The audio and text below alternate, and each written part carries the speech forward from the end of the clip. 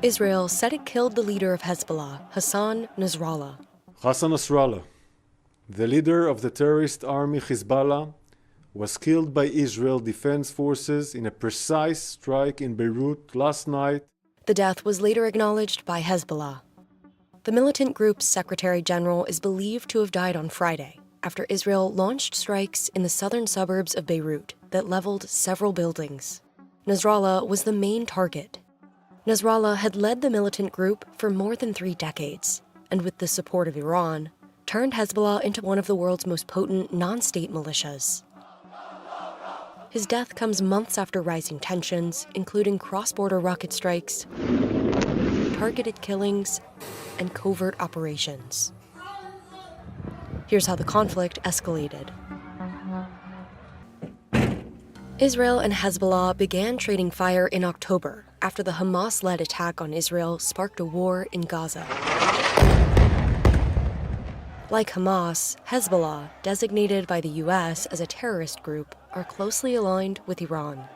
The Lebanese militant group said its attacks on Israel were in support of Palestine and vowed to continue until a ceasefire was reached in Gaza. Hostilities had been largely contained to areas near the border, destroying towns and displacing tens of thousands on both sides.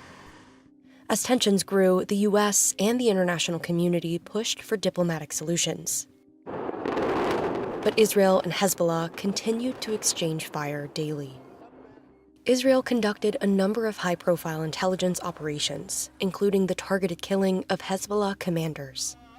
Initially, both sides seemed reluctant to escalate into a bigger conflict. But tensions boiled over in September when pagers and walkie-talkies issued to Hezbollah members simultaneously exploded across the country. More than 30 people were killed over 2 days and thousands were injured. Hezbollah blamed Israel for the attacks. العدو تجاوز في هذه العملية كل الضوابط والقوانين والخطوط الحمراء. Israeli authorities did not publicly comment on the pager attacks, but the country's defense minister said Israel was starting a new phase of the war in the north.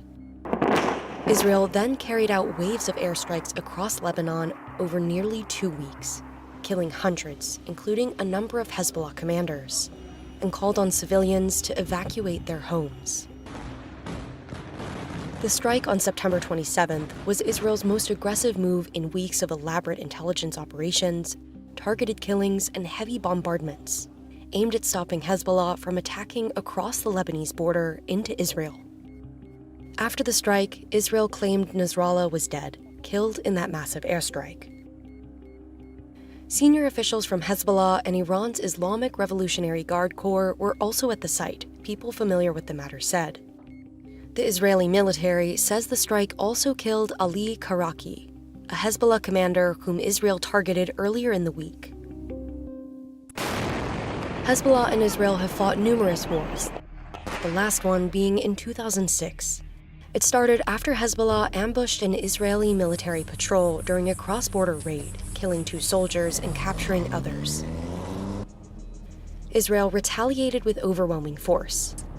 Its bombardment killed around 1,000 Lebanese civilians and damaged infrastructure. But it did limited damage to Hezbollah. Despite its overwhelming power, Israel reached the brink of military disaster after it launched a ground invasion of southern Lebanon, where Hezbollah was able to use guerrilla tactics to inflict significant casualties on Israeli forces.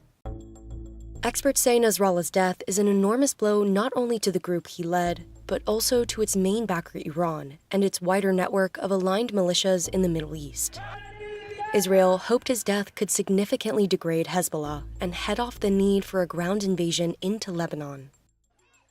According to the International Organization for Migration, more than 200,000 people have been displaced in Lebanon since October as a result of the conflict with Israel.